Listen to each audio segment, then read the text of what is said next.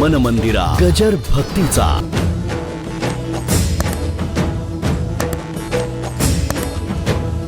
जे मन आहे ते जाच करतं, बुद्धी जाच करते, सोडत नाही. म्हणून लक्षात ठेवा, तुम्ही काय मी काय. आपण येतो एवढ्या करता. मी तुम्हाला सांगितलंय विशेष काही आपल्याला काही घडायचं नाही आहे, पण अंतःकरणामध्ये प्रभू प्रेमाची प्रतीती प्रगट झाली तर माझी खात्री आहे अतिशय समाधानात जीवन जाईल. अनुभव आहे माझ्या जीवनाचा. माझी शारीरिक व्यथा जरी असली की नाही तरी ती प्रवचनाच्या पूर्वी असते, आणि प्रवचनाहून जाताना एकदम फ्रेश असतो मी. शरीर जरी थकल्यासारखं दिसलं तरी मन असं प्रसन्न होऊन जातं. आणि शेवटी लक्षात ठेवा, मनाची प्रसन्नता हेच आवश्यकता आहे जीवनामध्ये, दुसरं काय आवश्यकता आहे. मन जर थकलं खलास. शरीर किती मोठं असलं, मन जर खचलं. म्हणून काही वेळेला घरातले पुरुष थकतात, पण एखादी म्हातारी असली की नाही जागची उठत नाही, ती थकलेली नसते. बाळ्या घाबरतोस काय, मरदायस ना, मी आहे तुझ्या मागे, हो बडे. आणि ती म्हातारी असा कापऱ्या हाताने आशीर्वाद देते, पण त्याच्यामध्ये ताकद असते त्या आशीर्वादात. एवढं लक्षात घ्या, विसरू नका कधी.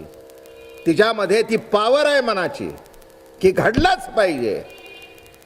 त्याला एक मजेशीर गोष्ट सांगू, त्याला सांग, थोडक्यात सांगतो. एक राजाचा हत्ती चालला होता रस्त्याने, प्रभातमध्ये चालला, आणि त्याच्या समोर एक संन्यासी जाऊन उभा राहिला.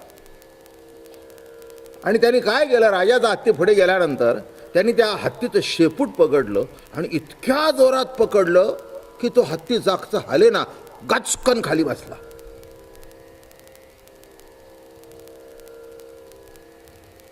राजाही हल्ला.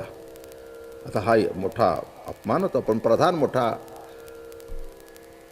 ते म्हणाले, सरकार आपल्या राज्यातला मोठा ताकदवान संन्यासी असू द्या, वा वा वा, येऊन भेट. अशा टायमाला आऊट झालं की सगळंच आवडीत होतं, कळलं का तुम्हाला. म्हणून जो रागवतो तो शहाणा नाही, रागावर कंट्रोल ठेवतो तो शहाणा. माझं बोलणं कळलं का. रागवता कुणालाही येतो, त्याच्यात विशेष काय आहे. पण आलेला राग ओठातून बाहेर न पडणं हे अतिशय महत्वाचं आहे. एवढं जरी 4 महिन्यात आपलं जमलं,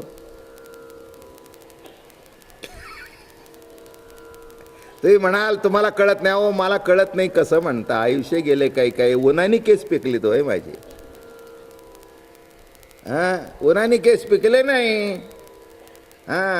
हे एवढं जमणं हीच परमार्थिक साधना आहे, नाही का. तो प्रधान मोठा हुशार, राजा बिघडला होता. तो म्हणलं, सरकार मिरवणुकीचं सगळं गोंधळ होऊन जाईल. पाठीवर थाप टाकली, प्रधान चटकन उडी टाकली, खाटावली, उद्या ये भेट. आल्याबरोबर त्याला बसवला. म्हणाले, महाराज आम्हाला माहिती नव्हतं आपल्यासारखा एवढा मोठा माणूस. आणि तो काय करायचा रोज. तर संन्याशाचे कपडे होते, दाढी बिडी वाढलेली होती, 7-8 घरे भिक्षा मागायची, मस्तपैकी खायचं, चिंताच नाही. बरं का. तुम्हाला भाकरी कमवण्याकरता राबावं लागतं, त्याला चिंताच नाही. ठराविक 4 घर फिरायची, हुशार होता तो. या आळीला 1 दिवस, त्या आळीला 1 दिवस, त्या आळीला 1 दिवस. त्यामुळे कोणाला भाकरी वाढायचं जड सुद्धा. 7-8 भाकऱ्या यायच्या, दणकोण खायचा, काही करायचं नाही, काही नाही. मग आपला काय थोडंसं हरी हरी म्हटलं न म्हटलं झोपत होता मात्र भरपूर. मेहनत बिनत करायचा, ताकद बिकत चांगली होती, काळजी कशाची नाही.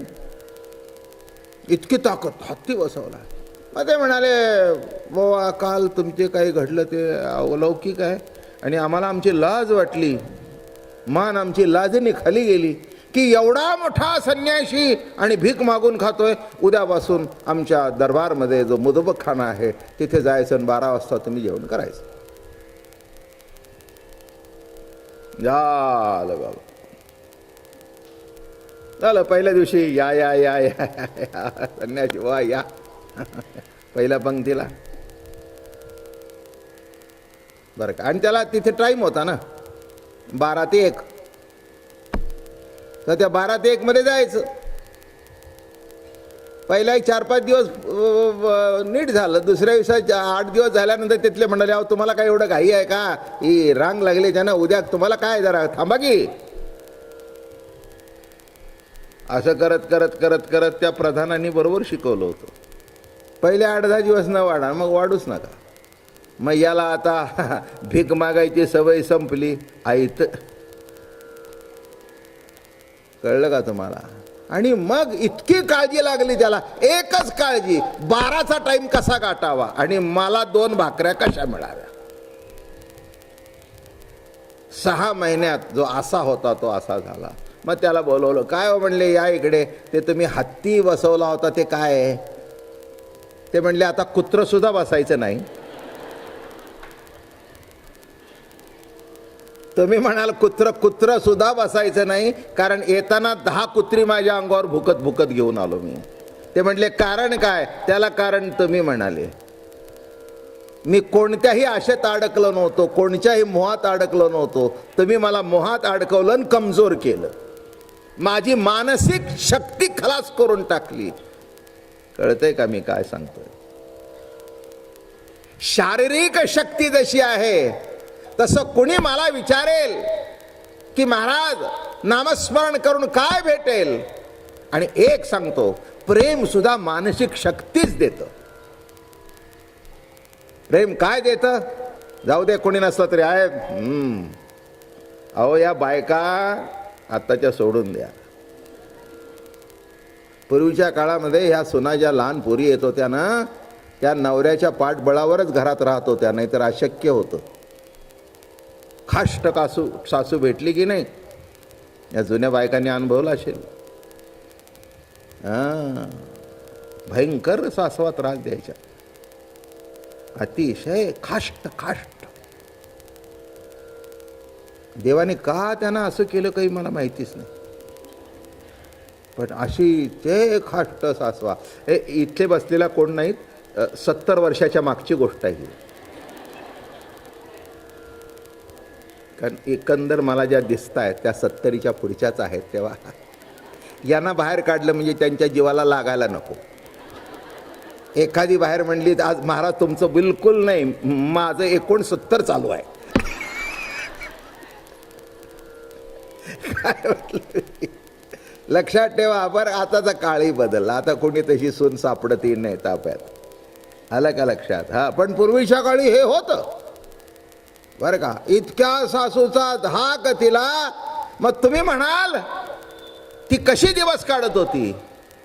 मग जेव्हा विषय नाजूक आहे, मग पतीची गाठ पडायची. अगं जाऊ दे ग, एवढं काही मनावर घेऊ नकोस, एवढं मनावर घेऊ नकोस. अगं चालतं, तिला सुद्धा तिच्या सासूने असंच केलं होतं, म्हणून तिची परतफेड तुझ्याकडून बोलते ही. असू दे, वाईट वाटून घेऊ नको.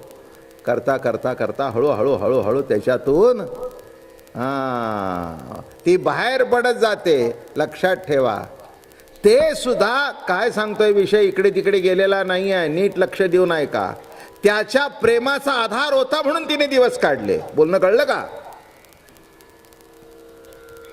काय म्हणजे प्रेम, किती ताकद आहे प्रेमात.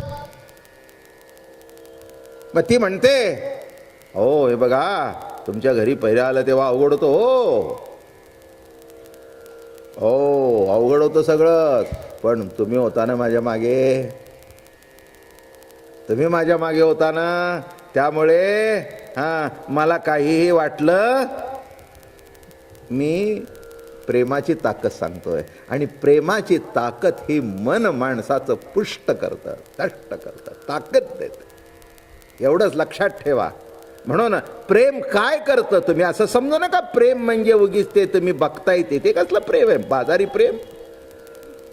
ते प्रेम नाही आहे, तो मोह आहे. गफलत करू नका मोहामध्ये आणि प्रेमामध्ये. ते सर्वस्वाचा त्याग करायला तयार असतं ते प्रेम असतं. म्हणून तुमच्या कल्पना निराळ्या आहेत. अजून सांगतो तुम्हाला, प्रेमामध्ये अजून एक गुण महत्वाचा आहे, सहवासाची उत्कंठा.